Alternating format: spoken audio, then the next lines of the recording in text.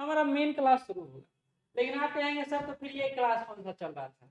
तो ये वो क्लास चल रहा था जहां से आपके क्वेश्चन लगातार आ रहे और बहुत ही शॉर्ट टाइप टॉपिक है ये, और अगर इसको आप समझ लिए तो आपको पता है 2 से 4 क्वेश्चन तो मिनिमम आ ही जाना है, मिनिमम आ जाना है। ये सिर्फ कंसेप्ट बेस्ड थ्योरी है और इसको हम डिटेल से ही पढ़ेंगे। जब यूनिट बाय यूनिट जाएंगे तो डिटेल से ही पढ़ेंगे, लेकिन अगर अभी हमको पता है तो सोशियोलॉजी में जब इंटर करेंगे ना तो हमें मजा आएगा। और मैं ये मानता हूँ कि समाज शास्त्र आपके लिए ना एक ऐसा सब्जेक्ट है जो आपसे हमेशा जुड़ा रहता है और इसमें टेंशन या स्ट्रेस लेकर पढ़ने की आवश्यकता नहीं है। इस सब्जेक्ट में जीने की आवश्यकता है, फील करने की आवश्यकता है। इसके साथ जो जुड़ाव है ना वो इतना अटूट रहेगा कि आपको रिजल्ट दिला ही देगा, और ये होता ही आ रहा है और होता ही आएगा। चाहे क्वेश्चन कितना भी टफ कर ले, लेकिन हमारे इस क्लास प्रोग्राम से वो बाहर नहीं जाएगा। हाँ, ये नहीं कहता हूँ कि 80 का 80 आ जाएगा, लेकिन 70 से 72 तो अवश्य आएगा, इसमें कोई संदेह नहीं है। इसमें कोई संदेह नहीं है, पिछले बार भी हुआ, इस बार भी होगा। तो हम लोग एक सीक्वेंस से पढ़ रहे हैं और इस सीक्वेंस की शुरुआत पहले क्लास से हुआ है, जब मैंने आपको सिलेबस एनालिसिस किया था और बताया था कि हमारा क्लास कैसे चलेगा आगे आने वाले दिनों में। तो ये प्रक्रिया चल रहा है, ठीक है। तो चलिए शुरू करते हैं आज का क्लास। ये सारे हो चुके हैं, ये सारे हमने कर लिया है। 2 क्लास जो हुआ था उसमें हो चुका है। अगर इसमें किसी को प्रॉब्लम होगा तो बताइएगा। हेलो, सुनो, मैसेज देखते रहना, तो मैसेज आएगा तो बताता नहीं तो एक्टिव करो, कर दिए, ठीक। मैं ऑनलाइन वालों के लिए खोल लेता हूँ क्लास। अगर आपको दिक्कत होगा तो मुझे अभी पूछ लीजिए, मैं अभी यहीं से बताते निकलूंगा आगे। जितना ज़्यादा आपको ये समझ में आएगा उतना ज़्यादा अच्छा रहेगा आपके आने वाले सेशन के लिए, नहीं तो फिर कंफ्यूजन बढ़ते चला जाएगा, और कंफ्यूजन बढ़ने का मतलब आप समझते ही हैं। 1 मिनट, ठीक है। Good evening, good evening. कोई दिक्कत है तो बताइए, अभी उपस्थित हैं हम। अगर कोई भी इशू है पिछले 2 क्लास में तो बताइए। आज आपको पीडीएफ मिल जाएगा, पीडीएफ चला जाएगा ग्रुप में।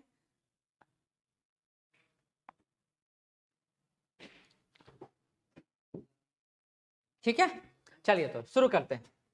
समाज, समुदाय, ये सारे तथ्य हो चुके थे, ये सारे टर्मोलॉजी हम लोग समाप्त कर चुके थे। अभी हम लोग आगे बढ़ते हैं और जो टर्मोलॉजी आज हम लोग पढ़ेंगे यहाँ से शुरू होगा, क्योंकि ऐन्द्रिक संस्कृति हम लोग पढ़ चुके थे कि वह संस्कृति ऐन्द्रिक संस्कृति कहलाती है जो हमारे ज्ञानेंद्रियों को बहुत ज्यादा मतलब आकर्षित करती है।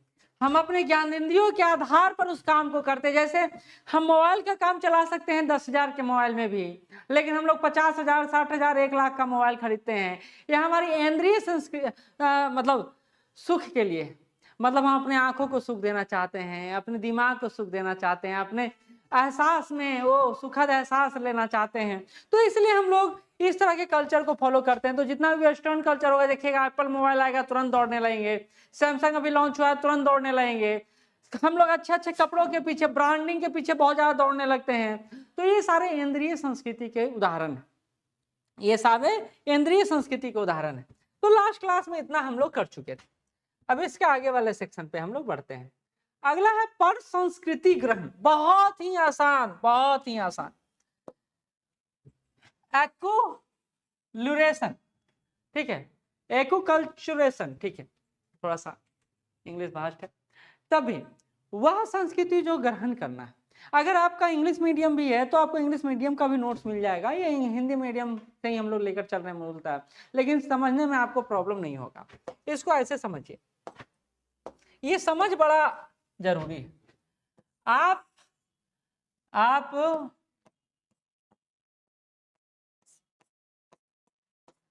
ठीक है, ये आप हैं, अभी तक आप किस कल्चर को फॉलो कर रहे हैं पता? भारतीय संस्कृति को, इंडियन कल्चर को, भारतीय संस्कृति को, इंडियन कल्चर को फॉलो कर रहे हैं, ठीक है। लेकिन अब क्या है कि आप इंडियन कल्चर के बदले आप वेस्टर्न कल्चर को फॉलो करने लगते हैं, वेस्टर्न कल्चर को फॉलो करने लगते हैं, यानी पश्चिमी संस्कृति को फॉलो करने लगते हैं। तो अब क्या था, आपने क्या किया है, दूसरे के, ये तो हमारा संस्कृति है नहीं, ये दूसरे का संस्कृति है, दूसरे का संस्कृति है। तो हम जब दूसरे के संस्कृति को आत्मसात कर लेते हैं, आत्मसात कर लेते हैं यानी स्वीकार कर लेते हैं, तो इस पूरे प्रोसेस को ही क्या कहते हैं, इस पूरे प्रोसेस को ही हम लोग कहते हैं पर संस्कृति ग्रहण। इस पूरे प्रोसेस को ही हम लोग पर संस्कृति ग्रहण कहते हैं। तो आपको समझ में आ गया होगा। अब यहाँ पढ़ते हैं, देखिए कहते हैं पर संस्कृति का मतलब ही होता है दूसरे के संस्कृतियों को ग्रहण करना। और ये संस्कृति ग्रहण दो तरीके से होता है, समझिएगा। एक तो होता है कि हम स्वेच्छा से कर लिए, भाई हमको अच्छा लग रहा है हम कर रहे हैं। जैसे आजकल आप एकदम बाल को खड़ा देखते होंगे, फटा हुआ जीन्स पहनते हुए देखे हुए होंगे, या फिर आप देखते होंगे कि पहले हम लोग धोती कुर्ता का कल्चर फॉलो करते थे, लेकिन अब वो कल्चर फॉलो नहीं होता है, अब लोग दूसरा कल्चर फॉलो करते हैं। तो अब हम सूट पहनते हैं, अब हम लोग जीन्स पहनते हैं, हम लोग टी शर्ट पहनते हैं। तो ये क्या है, स्वेच्छा से, ये हमारे ऊपर जबरदस्ती थोपा नहीं गया है। तो इसको कहते हैं स्वेच्छा से, पर सांस्कृतिक ग्रहण स्वेच्छा से। और एक दबाव पूर्वक, हमको कोई जबरदस्ती कर रहा है। जैसे मुगल इरा में देखे, जैसे हम ईसाई मशीनरियों को देखे कि वो हमारे यहाँ जब आए अपने धर्म का, तो कभी कभी स्वेच्छा से भी हम धर्म अपनाते, नहीं तो जबरदस्ती भी अपना लिया जाता है। तो हम लोग इसको पर संस्कृति ग्रहण के माध्यम से समझ सकते हैं। ये समझ में आया? कोई दिक्कत? कोई दिक्कत? या तो स्वेच्छा से या दबाव से। तो हर्स्कोविट्ज कहते भी हैं, देखिए ये पूछ दिया जाता है, जब किसी एक समूह की संस्कृति द्वारा किसी दूसरे समूह की संपत्ति पर पूर्ण रूप से विस्थापित कर दिया जाए तो ये सामाजिकरण की प्रक्रिया है, वही प्रसंस्कृतिकरण कराती है। मतलब हम अपना संस्कृति को दूसरी संस्कृति पर थोप दें और उसके संपत्ति यानी उसके मूल्यों को हटा दें और अपने मूल्य स्थापित कर दें, तो इसको क्या कहेंगे? पर संस्कृति ग्रहण, पर संस्कृति ग्रहण। ठीक है, ठीक है, चलिए आगे बढ़ते हैं। कई सारे लोग हैं जो वीडियो जब ऑफिस आवर से आते होंगे तब देखते होंगे, कई सारे लोग हैं जो बाद में देखते होंगे। तो उन लोगों को कोई भी समस्या होगा ना तो बता दीजिएगा, हम आपको बता देंगे, समझा देंगे। ठीक, अब आते हैं सोशल कंट्रोल पर। अगला जो टॉपिक है सोशल कंट्रोल का टॉपिक। इस टॉपिक को समझिए। हमारे ऊपर अगर कोई बंधन नहीं ना होगा तो हम कुछ भी करने के लिए आजाद होंगे, स्वतंत्र होंगे, हम कुछ भी करते रहेंगे। हम कभी जा रहे हैं, कभी आ रहे हैं, कुछ पहन रहे हैं, कुछ खा रहे हैं, कुछ कर रहे हैं, कोई रोक टोक नहीं होगा। लेकिन जब रोक टोक होता है तो हम व्यवस्थित तरीके से जीवन जीना शुरू करते हैं। और इसी में एक उदाहरण देता हूं कि एक लड़का जब तक विवाह में नहीं बंधता है वो अपने जीवन को अपने तरीके से जीता है, लेकिन जब एक विवाह बंधन में बंध जाता है तो उसके जीने का तरीका बदल जाता है। तो बोला भी जाता है कि आप बहुत बदले बदले लग रहे हो। ठीक, ये क्यों होता है? क्योंकि कंट्रोल करने वाला कोई आ जाता है। तो इसी तरह हर व्यक्ति पर सामाजिक नियंत्रण है और इसी बात को यहाँ पर स्पष्ट रूप से कहा भी गया है। लैंडिस कहते हैं मानव नियंत्रण के कारण ही मानव है। बहुत इंपॉर्टेंट फैक्ट है ये, डायरेक्ट क्वेश्चन पूछा जा सकता है, डायरेक्ट आ सकता है।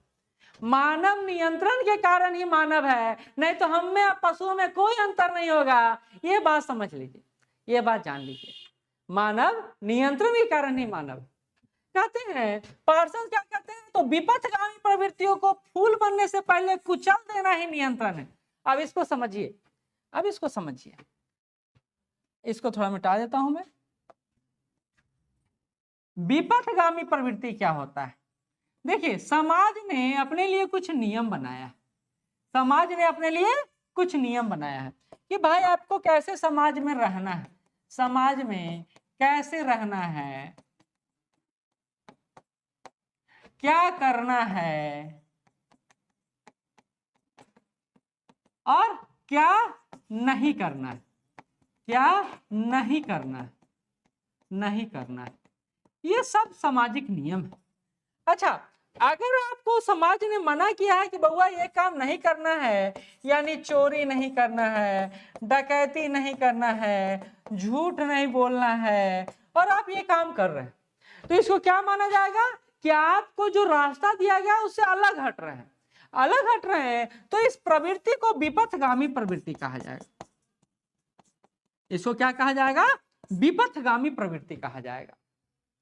तो हम लोग चाहते हैं कि हम समाज के अनुरूप व्यवहार करें, और अगर अनुरूप व्यवहार नहीं करते हैं तो इसको क्या कहा जाता है, अपने रास्ते से अलग हटकर काम करना, यानी विपथ गमन की स्थिति। ठीक है, तो यही बात तो बोल रहे हैं पार्सन्स कि विपथगामी प्रवृत्तियों को फूल बनने से पहले, मतलब आप कुछ गलत कर रहे हैं, आपको रोका नहीं गया, आप गलत कर रहे हो, रोका नहीं गया, तो क्या होगा, धीरे धीरे ये अपराध तो बढ़ता चला जाएगा और ये फूल बन जाएगा। फूल कैसे है, पहले ऐसे रहता है, फिर ऐसे, फिर ऐसे, फिर ऐसे, फिर ऐसे, फिर ऐसे, है ना। तो यही पार्सन समझाने में लगे हुए हैं कि विपथगामी प्रवृत्तियों को फूल बनने से पहले ही कुचल देना क्या कहलाता है, सोशल कंट्रोल, सामाजिक नियंत्रण कहलाता है, सामाजिक नियंत्रण कहलाता है। मुझे लगता है आप इस बात को समझ गए होंगे। ठीक है, कहते हैं कि सामाजिक नियंत्रण समूह का समूह पर होता है, यानी सामाजिक नियंत्रण कई तरह से होता है। एक तो एक समूह दूसरे समूह पर नियंत्रण करता है और दूसरा समूह पहले समूह पर नियंत्रण करता है, या हो सकता है समूह किसी व्यक्ति पर नियंत्रण कर रहा हो, है ना, या हो सकता है व्यक्ति ही व्यक्ति पर नियंत्रण कर रहा हो, जैसे हमारे माँ बाप, पेरेंट्स।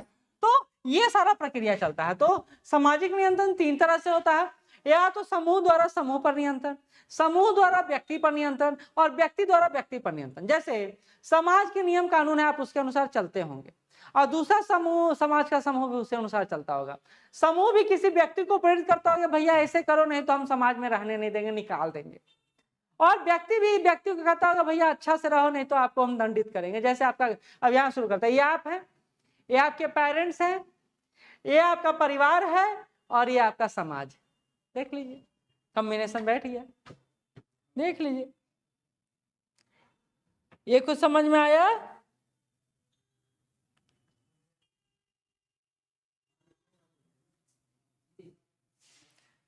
ठीक है, चलिए अब आगे बढ़ते हैं।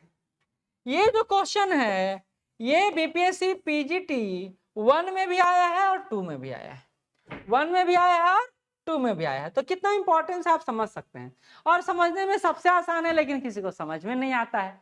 फिर से बता रहा हूं, जो क्वेश्चन मैं आपके सामने प्रस्तुत करने जा रहा हूं इसकी बात कर रहा हूं मैं। ये ट्री 1 में भी आया है और ट्री 2 में भी आया है, 2.0 में भी आया। अब इसका कितना मोस्ट इंपॉर्टेंट सेक्शन है ये आप समझ लीजिए, ये समझ लीजिए। कहता पहला है गेमिंग सेप्ट और दूसरा है गेसिल सेप्ट। देखिए, दो तरह के समाज आपको दिख रहे हैं। एक समाज है, अच्छा चलिए दो तरह के समाजों का वर्णन करते हैं। चलिए दो तरह के समाज देखते हैं। एक है ग्रामीण समाज, गांव का समाज।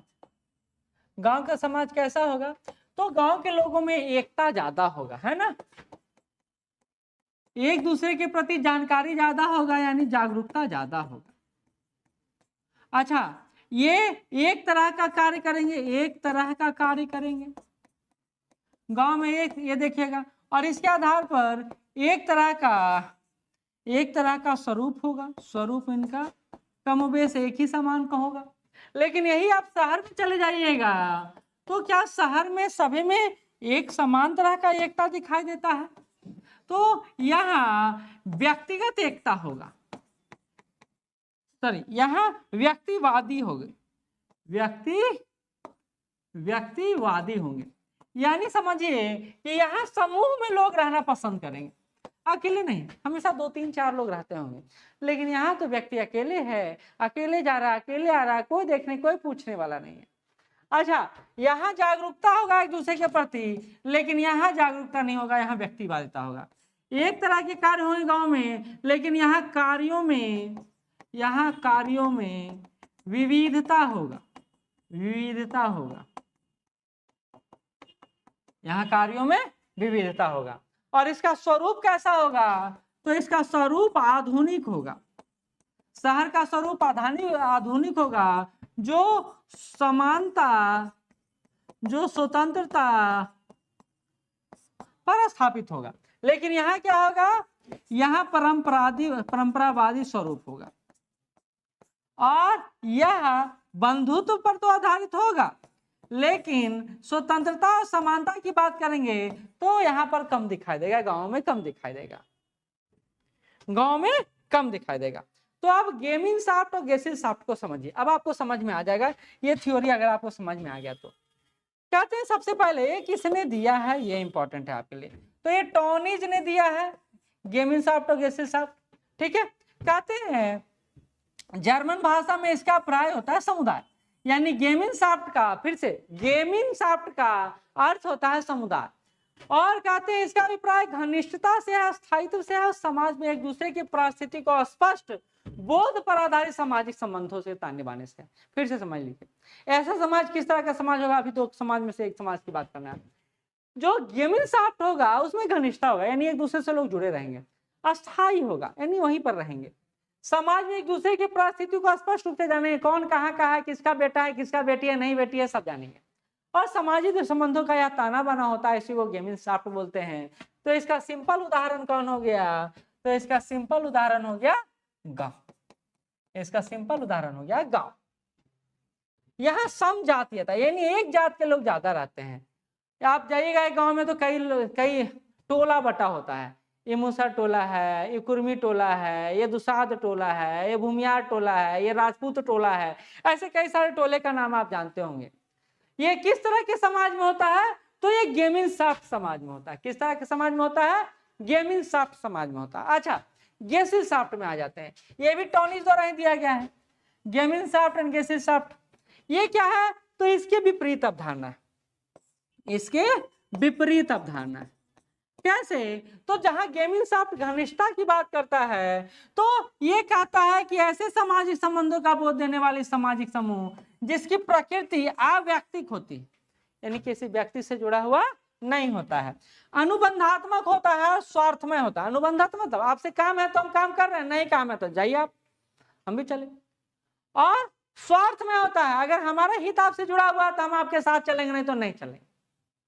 तो शहर की प्रवृत्ति अलग अलग होती है, अलग तरीके से काम करती है। तो ये हो गया गेसिल शाफ्ट। क्या हो गया, ये गेसिल शाफ्ट। तो हमने गेमिंग शाफ्ट और गेसिल शाफ्ट को समझा। हर बार सोचिए एक क्वेश्चन यहां से आया, मैंने बोला हर क्लास एक क्वेश्चन आपको दूंगा, यानी हर क्वेश्चन हर क्लास से एक क्वेश्चन आएगा, और वो मैं कमिटमेंट पूरा करने का प्रयास कर रहा हूं। ये क्वेश्चन आप फिर आपसे पूछा गेमिंग शाफ्ट क्या है, तो गांव की अर्थव्यवस्था, गांव का समाज, और गेसिल शाफ्ट क्या है, तो शहरी समाज। समझ में आ गया होगा, चलिए ठीक है, नहीं आया तो बोलिएगा, ऐसा नहीं है कि हम एकदम अस्थिर है कि नहीं भाई एक बार समझा दिए तो हम दोबारा नहीं समझाएंगे। एक बार नहीं, 10 बार पूछिए, 15 बार पूछिए, 20 बार पूछिए, कोई दिक्कत नहीं, बस आप समझ जाइए। हमारा मोटो है कि आप समझ जाइए, ठीक है। चलिए आगे बढ़ते हैं, आगे बढ़ते हैं। अगला है लौकिकीकरण। ये शब्द बड़ा अच्छा है, इसको इंग्लिश आप जब सुनिएगा सेकुलर वर्ड बोला जाता है। इसके लिए क्या शब्द यूज होता है, सेकुलर वर्ड यूज होता है, सेकुलर वर्ड यूज होता है। तो सेकुलर समानता किसको कहा जाता है, समझे, वो जो भी किसी धर्म विशेष की तरफ नहीं झुका रहता हो, वो मध्यम मार्गी रास्ता अपनाता हो, यानी बुद्ध के सिद्धांतों के अनुसार काम करता हो। अब आप समझ लीजिए हर बात को, मैं बार बार आपका मैसेज चेक कर रहा हूँ, हो सकता है आपको कोई दिक्कत हो, अब मैं शायद ये देख नहीं पाया हूं, लेकिन मैं बार बार देख रहा हूं, ठीक है। तो लौकिकीकरण की अवधारणा ये कहता है कि आप न्यूट्रल रहते हैं। न्यूट्रल मतलब आप किसी के तरफ नहीं, ना आप धर्म की तरफ है, ना आप जाति की तरफ है, ना किसी समुदाय की तरफ है, आप न्यूट्रल वे में आगे बढ़े। आपका कोई धर्म नहीं है, आपका कोई जाति नहीं, और आपके लिए सब जाति और सब धर्म एक बराबर है। इस सिद्धांत को हमारे संविधान में भी स्वीकार किया गया है, इसी सिद्धांत को हमारे संविधान में भी स्वीकार किया गया है। तो लौकिकीकरण एक ऐसी प्रक्रिया है जिसे मानवीय व्यवहार की व्याख्या धर्म के आधार पर नहीं वरन तार्किक आधार पर की जाती है। तार्किक, आपका किसी धर्म विशेष से कोई संबंध नहीं है, इसमें वैज्ञानिकता का पुट होता है, साइंटिफिक अप्रोच, ठीक है। तो यही क्रम में बोला जा रहा है कि घटनाओं का अध्ययन कार्य कारण संबंधों के आधार पर। कार्य कारण मतलब ये समझ लीजिए, यहाँ कोई भी संबंध का निर्माण होता है ना, कोई भी संबंध का निर्माण होता है तो पता है इसके पीछे कोई ना कोई कार्य होगा या कारण होगा, तभी संबंध बनेगा। जैसे हम पड़ोसी का उदाहरण ले लेते हैं, तो पड़ोसियों से हमारा संबंध कैसे बनता है, कार्य होता है कि भाई चलो चाय पत्ती घट गया है, चलो हमारे यहाँ पूजा है, इनको भी बुला लिया जाए, चलो इनसे बातचीत कर दिया जाए, बैठे बैठे मन नहीं लग रहा है, तो कार्य होगा और उसके पीछे एक कारण होगा कि भाई मन नहीं लग रहा है, चाय पत्ती नहीं है यानी चाय को बनाना है, तो कोई ना कोई कारण विद्यमान होगा। तब हम जाके संबंधों का निर्माण करते हैं अपने पड़ोसियों से, ठीक है। तो कहते हैं कि ये संबंध किस पर आधारित होगा? धर्म पर आधारित नहीं होगा, एक मूल्य पर आधारित होगा। वो वैज्ञानिकता मूल्य, वैज्ञानिक परक मूल्य है। यानी आपको आवश्यकता है तभी आप जुड़ते हैं, नहीं तो नहीं जुड़ते हैं। आपके पास इतना समय नहीं है कि आप कुछ कारण से भी किसी से भी जुड़ जाए, नहीं जुड़ेंगे। तो ये है लौकिकीकरण, जिसको आप सामान्यतः एक और नाम से जानते हैं, उसका नाम है धर्मनिरपेक्षता। यानी किसी धर्म के लिए आग्रही नहीं होना, सभी धर्म हमारे लिए एक। कहता है इसका विशेषता है कि धार्मिकता का अभाव होता है, यानी धर्म के मूल्यों धर्म के मूल्य को कम महत्व दिया जाता है, कम महत्व दिया जाता है, कम महत्व दिया जाता है। तो धार्मिकता का ह्रास होता है और इसी को सेकुलर या लौकिकीकरण कहा जाता है। समझ पा रहे हैं? समझ पा रहे हैं? ठीक है, आगे बढ़ते हैं, आगे बढ़ते हैं। कहते हैं इसमें जो लौकिकीकरण है या इसको धर्मनिरपेक्षता बोले, इसमें बुद्धि का महत्व होता है, वैज्ञानिक अवधारणा है और वस्तुनिष्ठता है। वस्तुनिष्ठता और व्यक्तिनिष्ठता शायद पढ़ा चुके, नहीं पढ़ाए तो नीचे पढ़ाएंगे। ये दो शब्द बहुत इंपॉर्टेंट है, बहुत शायद पढ़ा चुके हैं। ऑब्जेक्टिविटी और सब्जेक्टिविटी याद है कुछ, ध्यान है कुछ या नहीं ध्यान है? पढ़ा चुके हैं, ठीक। तो अब आते हैं, अगला टर्मिनोलॉजी है वो है स्टेटस, परिस्थिति। परिस्थिति हम कहते हैं हमारे समाज में तुम्हारी परिस्थिति बहुत उच्च है, नहीं कहते हैं तो हमारे समाज में तुम्हारी परिस्थिति बहुत निम्न है। परिस्थिति मतलब होता है समाज में आपका स्थान क्या है, आप किस स्थान पर हैं।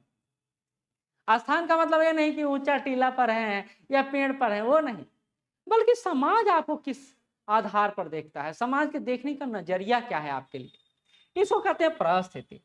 और इसी को डिफाइन करते हैं इलियट और मैरिल, और कहते हैं व्यक्ति का वह पद जो सामाजिक संबंधों की व्यवस्था में आयु, लिंग, परिवार या किसी अन्य आधार पर अर्जित करता है। मैंने क्या बोला, आप एक डॉक्टर बन जाएंगे तो समाज में आपकी परिस्थिति उच्च हो जाएगी। अगर आप एक सिविल सर्विस तैयारी कर लिए, सिविल सर्वेंट बन गए, तो आपकी परिस्थिति उच्च हो जाएगी। लेकिन वही अगर आप बेरोजगार हैं तो आपकी समाज में स्थिति क्या होगी? निम्न होगी। समाज में आपकी स्थिति बड़ा निम्न होगी, इस बात को समझिए। तो ये कैसे होता है? तो सामाजिक संबंधों को आयु के आधार पर कितना है, क्या बच्चे को परिस्थिति से कोई मतलब नहीं है, लेकिन जैसे जैसे बड़ा होगा उसको अपने स्टेटस से मतलब होगा, अपनी पहचान से मतलब होगा। ये लिंग के आधार पर स्त्रियों की स्थिति समाज में निम्न मानी जाती है तो उसका सोशल स्टेटस लो होगा, लेकिन वही ब्राह्मण की स्त्रियां तो उनका स्थिति उच्च होगा। तो ये स्टेटस है जो बदलते रहता है। क्या कैसे बदलते रहता है? तो पहले के जमाना में था अनुवांशिक था, पंडित का बेटा पंडित होता है तो सोशल स्टेटस हमेशा स्टेबल रहता। लेकिन आधुनिक समाज में अब क्या है कि योग्यता के आधार पर आपकी समाज में स्थिति में परिवर्तन होता है। अब योग्यता के आधार पर समाज में आपकी स्थिति में परिवर्तन होता है। जैसे कल तक आपका स्टेटस कुछ नहीं था, लेकिन आज आप एक टीचर बन गए, टीचर बन गए। भाई कल तक दहेज आपको बस इसको हास्यास्पद रूप में लीजिएगा, सीरियस नहीं लीजिएगा। कल 5 लाख तक तिलक नहीं मिल रहा था और आज 20 लाख का तिलक मिल रहा है। क्यों मिल रहा है भाई? Social status. आपने अपनी स्थिति परिस्थिति को उच्च कर लिया है, इसलिए आपको मिल रहा है, नहीं तो कभी नहीं मिलेगा। बात समझ रहे हैं मेरा? हाँ ठीक है। कहते हैं भूमिका, अब परिस्थिति से स्टेटस से ही रोल से ही स्टेटस डिफाइन होता है, ये भी बात है। कहते हैं परिस्थिति के अनुसार समाज में आपका अपेक्षित व्यवहार होता है। अब परिस्थिति आपका डॉक्टर का है तो आपका व्यवहार कैसा होगा? वैसी तरह का होगा। अगर आप इंजीनियर है तो आपका व्यवहार कैसा होगा? तो परिस्थिति और भूमिका यानी रोल और स्टेटस एक दूसरे से मिलता है, एक दूसरे से मिलता जुलता है, ये बात समझिए। तो परिस्थिति के अनुसार इस समाज में अपेक्षित व्यवहार आप करते हैं। अगर आप डॉक्टर हैं तो डॉक्टर जैसा, सिविल है, सिविल सर्वेंट है तो सिविल सर्वेंट जैसा, टीचर है तो टीचर जैसा व्यवहार करेंगे। ये बात समझ रहे हैं? ये बात समझ रहे हैं? ठीक है। लिंटन कहते हैं व्यक्ति के सोच, व्यवहार और कार्यों के समुच्चय जो परिस्थिति के अनुसार अपेक्षित होते हैं वही क्या कहलाते हैं? भूमिका कहलाते हैं। अब इसको थोड़ा और अच्छा समझिए, थोड़ा और अच्छा समझिए। कहते हैं कि आपको समाज में डॉक्टर बना दिया गया, आपको समाज में डॉक्टर बना दिया गया, ठीक है, डॉक्टर बन गया। समाज आपसे क्या एक्सपेक्ट कर रहा है कि आपका जो भूमिका कार्य होगा वो आपके परिस्थिति के अनुसार होगा। ये क्या है? आपका परिस्थिति। आपका कार्य भी कैसा होगा? वही डॉक्टरी वाला पेशा होगा। अब ऐसा तो है नहीं कि आप जाके खेत में अनाज उत्पादित करने लगे, यह अपेक्षित व्यवहार नहीं है, यह अपेक्षित व्यवहार नहीं है।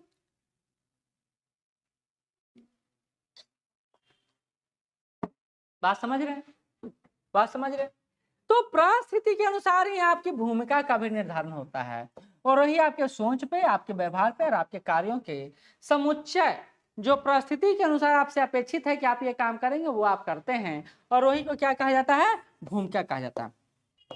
इसके कैरेक्टरिस्टिक को देख लीजिए, इसकी विशेषता को देख लीजिए, आपको बहुत अच्छा रहेगा क्योंकि आजकल विशेषता खूब पूछ रहा है, धड़ल्ले से पूछ रहा है। कहते हैं इसमें व्यक्ति बहुविध भूमिका में होता है। मतलब ये भूमिका कई तरह के हो सकते हैं। आप हॉस्पिटल में है तो डॉक्टर हैं, घर में है तो बेटा है, और अगर ससुराल में है तो दामाद है, और अगर एक खेल के मैदान में है तो दर्शक है। तो कई सारे रूपों में हो सकता है आपका भूमिका निर्धारित होता है। आपका जो परिस्थिति होता है उसके अनुसार भूमिका निर्धारित होता है। और भूमिका संघर्ष भी होता है कभी कभी। भूमिका संघर्ष मतलब ये समझ लीजिए, चलिए एक पुलिस व्यवस्था है, ऊपर एसपी बैठे हुए हैं, आप डीएसपी है मान लीजिए, आपके नीचे इंस्पेक्टर है मान लीजिए, और आपके नीचे हवलदार है मान लीजिए।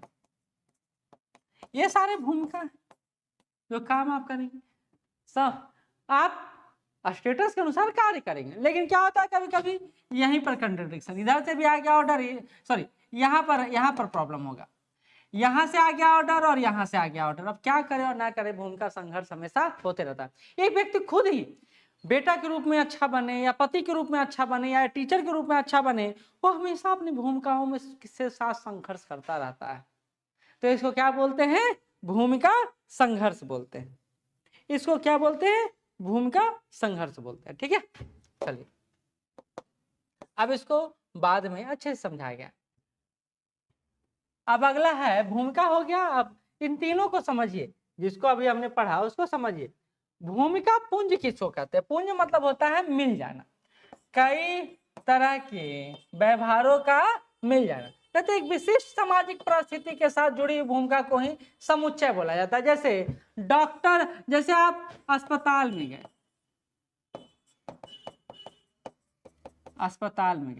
तो यहाँ आपको डॉक्टर भी मिलेगा, कंपाउंडर भी मिलेगा, वार्ड स्टाफ भी मिलेगा और आपको मरीज भी मिलेगा। यानी आपका एक अगर जहाँ स्टेटस है तो वही कई सारी भूमिकाएं हैं जो आपसे जुड़ी हुई, कई सारी भूमिकाएं जुड़ी हुई। तो अस्पताल में कई सारे लोगों को आप एक साथ देख सकते हैं। इसको क्या कहते हैं? भूमिका।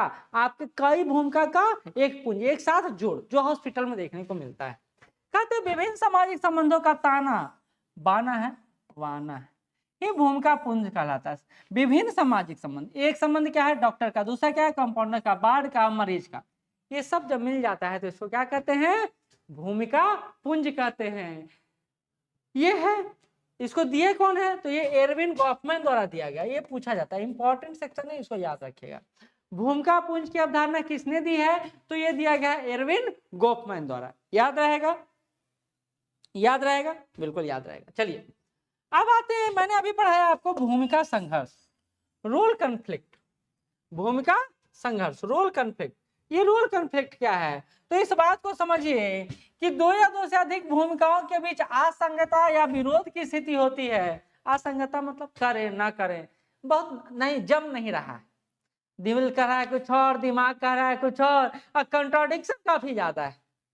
तो ऐसे में संघर्ष होना लाजमी, संघर्ष होना लाजमी।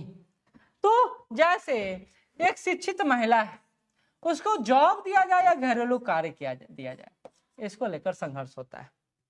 एक शिक्षित महिला क्या कहेगी आपसे, भैया हमको क्या चाहिए, जॉब करने दिया जाए, लेकिन ससुराल वाले पक्ष कहते नहीं, आप घरेलू कार्य, खाना पीना खिलाइए। अब क्या होता है, लड़ाई झगड़ा डेली होता है, ये कमोबेश सभी घर में अभी देखने को मिल रहा है। लेकिन चलिए पैसा का महत्व बढ़ा है, तो ये भूमिका संघर्ष का स्वरूप बदल गया है। लेकिन है तो पति तो नहीं बनाना चाहेंगे घर में खाना, पत्नी ही बनाएंगी, वो जॉब से आए, थक हार के आए, कुछ भी करे, लेकिन वही करेंगे। तो जैसे एक विद्यार्थी को भी देख लेंगे भूमिका संघर्ष में, पढ़ाई करे या परिवार को देख रेख करे, ये भी एक भूमिका संघर्ष है जो आपको सामान्यता देखने को मिलता है।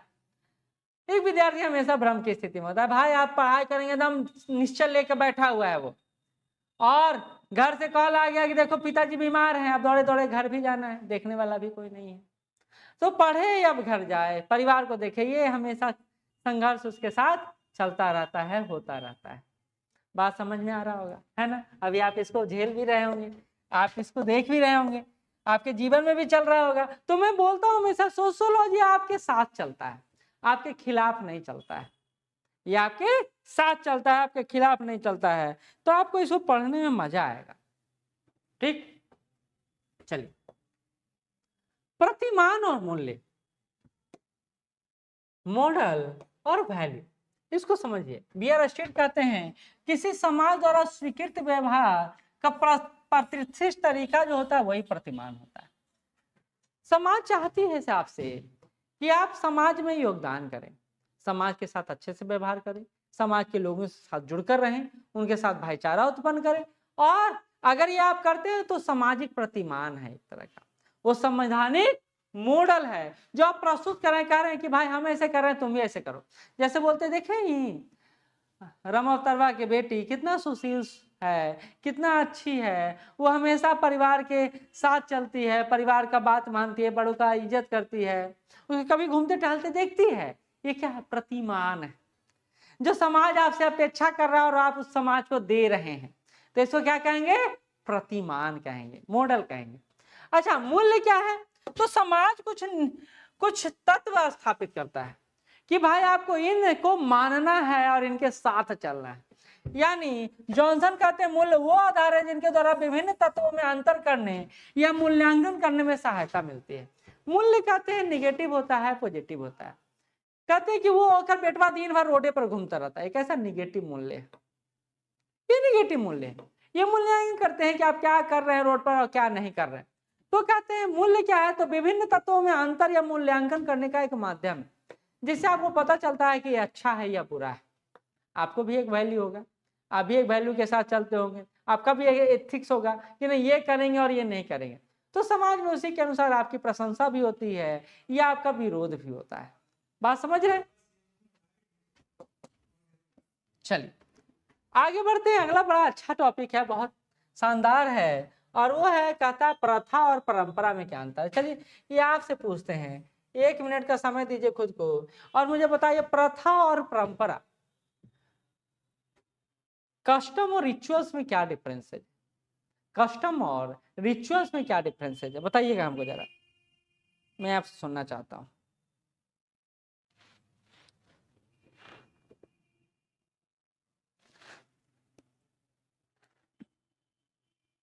ऑनलाइन में ही मैसेज कीजिएगा। कस्टम और रिचुअल्स में क्या अंतर है?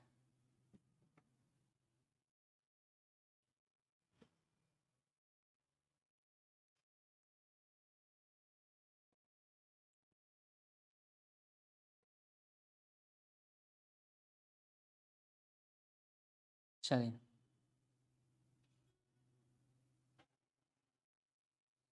आप बता पाए? नहीं बता पाए, कोई बात नहीं, मैं बता देता हूं। दिमाग लगाने के लिए कुछ समय आपको मिला ना। चलिए अब आते हैं प्रथा और परंपरा में। देखिए आपको ज्यादा आप सोचेंगे तो आपको अंतर नहीं दिखा देगा, लगेगा दोनों समान ही है। बिल्कुल समान है क्योंकि दोनों समाज से ही जुड़ा हुआ है, इस तरह समान है। लेकिन समानता सामाजिक आदत जो पड़ गया है वो प्रथा है। दैनिक व्यवहार से जुड़ा हुआ है। जैसे हमको सवेरे उठ के ब्रश करने का आदत पड़ गया है, पूजा पाठ करने का आदत पड़ गया है, तो ये क्या है? प्रथा है। और परंपरा क्या है? तो वैसे व्यवहार का समुच्चय जिनका संबंध सदैव किसी विशिष्ट अवसर से जुड़ा होता है, जिनके पीछे कुछ न कुछ दार्शनिक विचार अवश्य होते हैं, इसको परंपरा कहते हैं। जैसे घर में पूजा करवाना, सत्यनारायण स्वामी का पूजा करवाना, जब भी कोई शुभ कार्य हो रहा है, तो ये क्या है? हमारा ट्रेडिशन है, हमारी परंपरा है। हम शादी विवाह करते तो अपने बहू को अगर कंगन भेंट करते, कहते देखिए हमारे खानदान की परंपरा है कि सासू माँ अपने बहू को ये कंगन भेंट करती है, तो ये परंपरा है। जैसे आप देखते हैं तीज ही होता है, तो आपके पति द्वारा दिया जाता है, कुछ उपलक्ष्यों में आपके नैहर से आता है कुछ सामान, या आपके ससुराल पद से कुछ सामान आता है, तो ये परंपरा का उदाहरण है, क्योंकि वो चलता आया है और उसको अभी तक विशेष परिस्थिति में ढोया जा रहा है। ठीक है, ये जो परंपरा है वो इस सिद्धांत पर काम करता है कि अभी तक ऐसा होता आया है तो आगे भी ऐसा होगा, अभी तक ऐसा होता आया है तो आगे भी ऐसा होगा, इसलिए इसको परंपरा कहे। बात समझ में कुछ आया? ठीक, आ गया तो आगे बढ़ते हैं। अभी मैं बात कर रहा था सब्जेक्टिविटी का और ऑब्जेक्टिविटी का, आ गया आपके सामने। सब्जेक्टिविटी और ऑब्जेक्टिविटी बहुत इंपॉर्टेंट है, बहुत इंपॉर्टेंट है। व्यक्तिनिष्ठता और वस्तुनिष्ठता। देखिए, व्यक्तिनिष्ठता शब्द से ही पता चल रहा है कि व्यक्ति से जुड़ा हुआ है, और वस्तुनिष्ठता से पता चलता है ये वैज्ञानिक मूल्यों से जुड़ा हुआ है। इंपॉर्टेंट है, बहुत इंपॉर्टेंट है। इस सेक्शन को इतना इंपॉर्टेंट मानिए कि आपको आगे बहुत काम देगा। ये क्वेश्चन यहाँ से कभी भी पूछा जा सकता है, तो इसको आप सीरियस वे में लें, सीरियस वे में लें। ठीक है, चलिए। तो कहता है व्यक्तिनिष्ठा मतलब होता है अपना विचार या दिमाग पर, यानी आप पर निर्भर करता है कि आप कैसे सोचते हैं, कैसे चलते हैं, क्या करते हैं और क्या नहीं करते हैं। किसी घटना की प्रत्येक व्यक्ति अपने अनुसार व्याख्यायित करने लगता है तो उसको व्यक्तिनिष्ठा कहते हैं। किसी भी घटना को अपने अनुसार व्याख्यायित कर रहा है। वस्तुनिष्ठा वास्तव में जैसा है, जब देखिए ये व्यक्तिनिष्ठा है जो व्यक्ति के अनुसार होता है कि हम जो सोच रहे हैं, हम जो कर रहे हैं वही होगा। लेकिन वस्तुनिष्ठा यानी सब्जेक्टिविटी अलग, ऑब्जेक्टिविटी अलग है। वास्तव में जैसा है वैसा ही वस्तुनिष्ठा है। उस घटना को उसी रूप में देखेगा जिस रूप में हुआ। जैसे रोड पर एक्सीडेंट हो गया तो मैंने बोला लहरिया काट रहा था इसलिए एक्सीडेंट हुआ। उधर से कोई आता थेथोलॉजी करने लगता है, कहता ना गाड़ी वाला ही गलती था, गाड़ी वाला ऐसे चला रहा था। अब कोई ऐसे वैसे चलेगा और गाड़ी चला रहा है पीछे से तो ठोकर लगना लाजमी है। तो आप उसको किस रूप में देख रहे हैं, आपके देखने का नजरिया कैसा है। तो यही से वस्तुनिष्ठा और व्यक्तिनिष्ठा अलग हो जाता है। ग्रीन्स कहते हैं वस्तुनिष्ठा प्रमाण का निष्पक्षता से निरीक्षण करने की इच्छा है। मतलब आप बिना किसी पक्ष में जाए हुए जो है जैसा है उस घटना की व्याख्या उसी अनुसार करिए, उस घटना की व्याख्या उसी अनुसार करिए, तो उसी को वस्तुनिष्ठा बोला जाता है। कहता है वस्तुनिष्ठा का दिमाग से कोई संबंध नहीं होता, जो जैसा है उसी रूप में देखने की प्रक्रिया ही वस्तुनिष्ठता कहलाती है। समझ रहे, समझ रहे? ठीक है, चलिए आगे बढ़ते हैं। इसी में व्यक्तिनिष्ठा और वस्तुनिष्ठा में ही एक टर्मोलॉजी है, और ये टर्मोलॉजी बहुत इंपॉर्टेंट है। कहते हैं ओंटोलॉजी, एपिस्टेमोलॉजी। ये दोनों टर्मोलॉजी को समझिए, ये दोनों को समझिए। ओंटोलॉजी और एपिस्टेमोलॉजी, हमने देखा व्यक्ति निष्ठा और हमने देखा वस्तुनिष्ठा। तो ओंटोलॉजी में वस्तु के बारे में चर्चा करते हैं, हम जो सोचते हैं वही वास्तविक, यानी ओंटोलॉजी व्यक्तिनिष्ठा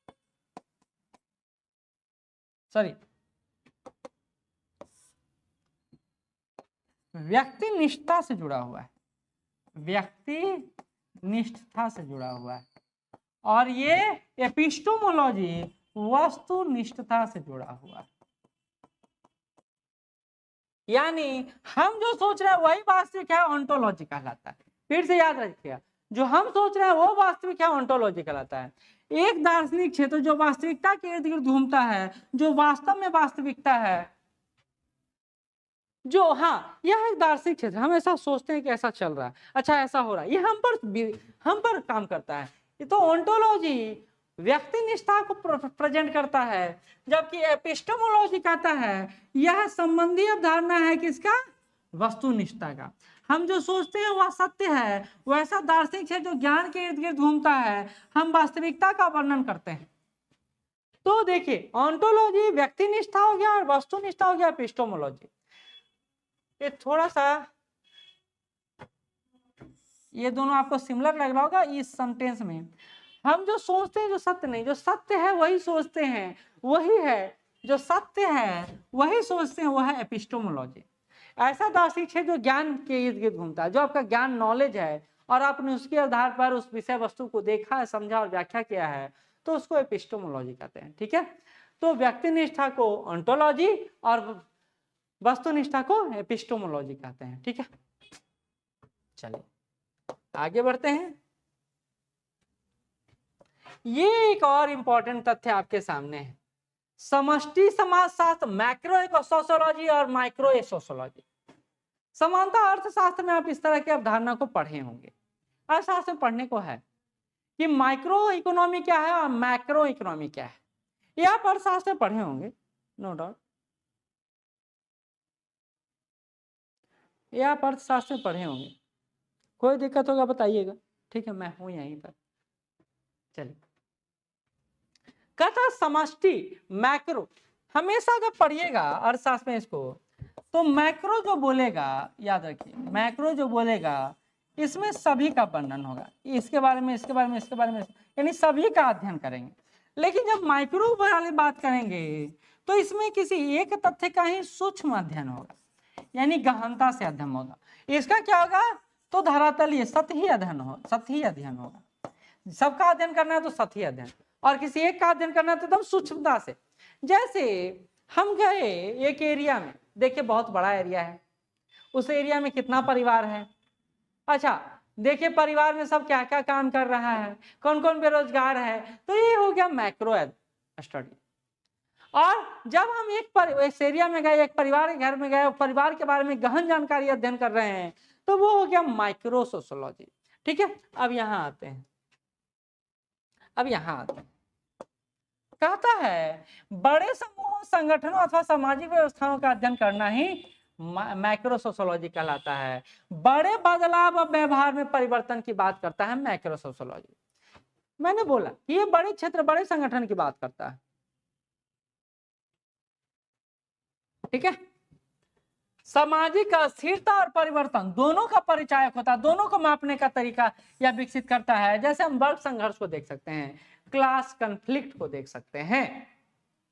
ठीक है, इसी तरह जब माइक्रो में आइएगा तो आमने सामने की अंतःक्रिया के संदर्भ में मानव व्यवहार का मतलब ये देख रहा है कि हो रहा है, तो ये बहुत बड़े एरिया में अध्ययन नहीं करेगा, एक व्यक्ति के संदर्भ में, दो व्यक्ति के संदर्भ में अध्ययन करेगा, एक परिवार के संदर्भ में अध्ययन करेगा। तो कहते हैं यह समानता छोटे समूह के संदर्भ में चर्चा करता है। तो समष्टि यानी मैक्रो क्या हो गया, तो बड़े समूह का अध्ययन, और माइक्रो क्या हो गया, छोटे समूह का अध्ययन। समष्टि हो गया और व्यष्टि हो गया। ठीक है, अब आते हैं अगला जो है डायलेक्टिक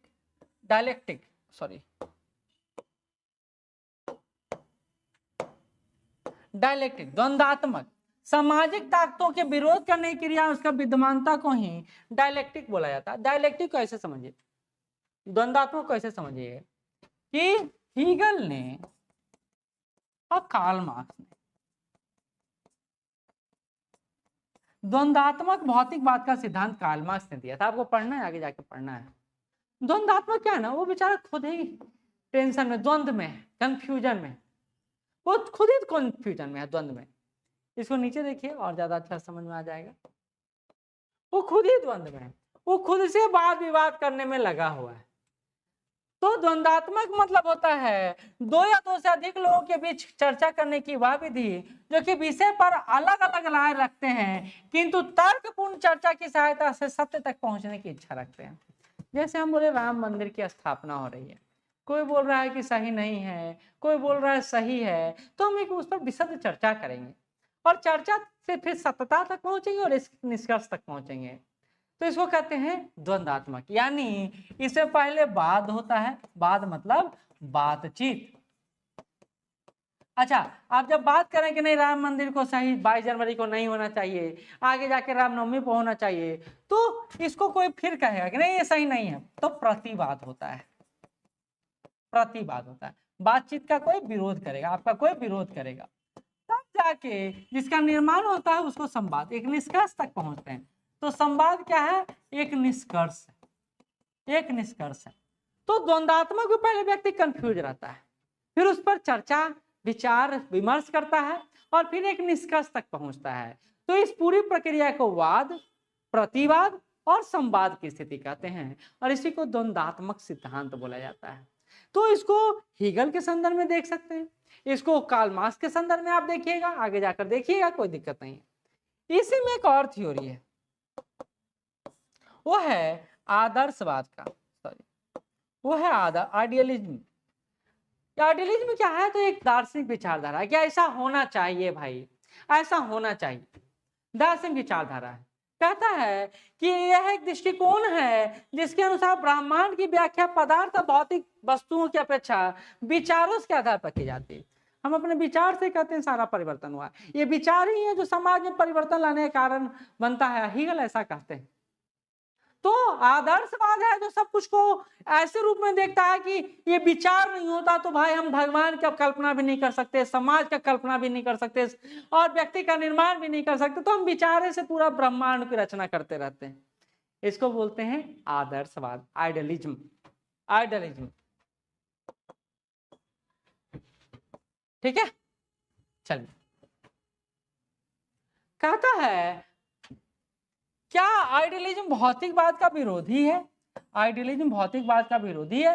तो हीगल का दर्शन के अनुसार आदर्शवाद का प्रभावी स्वरूप देखने को मिलता है और भौतिकवाद का आदर्शवाद विरोध करता है, क्योंकि भौतिकवाद तो एक तरह से विचार विमर्श, वाद, प्रतिवाद, संवाद के आधार पर निष्कर्ष तक पहुंचता है, लेकिन आदर्शवाद तो विचारों के आधार पर ही निष्कर्ष तक पहुंच जाता है। तो आदर्शवाद भौतिकवाद का विरोधी तत्व है, विरोधी तत्व है। तो ये हमारा, आप देखें कि ये हमारा सोशियोलॉजी टर्मिनोलॉजी का यूनिट है जो आज समाप्त होता है। 7 पेज का यह यूनिट है जो हम लोग शुरू से 3 क्लास में समाप्त किए। अब हमारा जो मेन यूनिट शुरू होगा वो या तो विचारक से शुरू करेंगे या राजनीतिक या धार्मिक व्यवस्था से शुरू करेंगे। जो छोटा छोटा टॉपिक है पहले समाप्त कर देंगे, आपका मोरल थोड़ा आप कर देंगे, तो ये काम कर सकते हैं। ठीक है, तो जैसा होगा अगले क्लास में हम लोग जिसे शुरुआत करेंगे वो आपको दिखेगा। ठीक, ठीक है। तो एक सप्ताह में हमारा एक क्लास समाप्त हो गया टर्मिनोलॉजी का। अब अगले सप्ताह से फिर शुरुआत करेंगे। आप इसका जो पेपर आपको पीडीएफ मिलेगा उसको अच्छे से पढ़ लीजिएगा। कोई दिक्कत होगा मैं यहीं उपस्थित हूँ, आप भी वहीं उपस्थित हैं, और दोनों मिलकर फिर समझ लेंगे। ठीक है, धन्यवाद।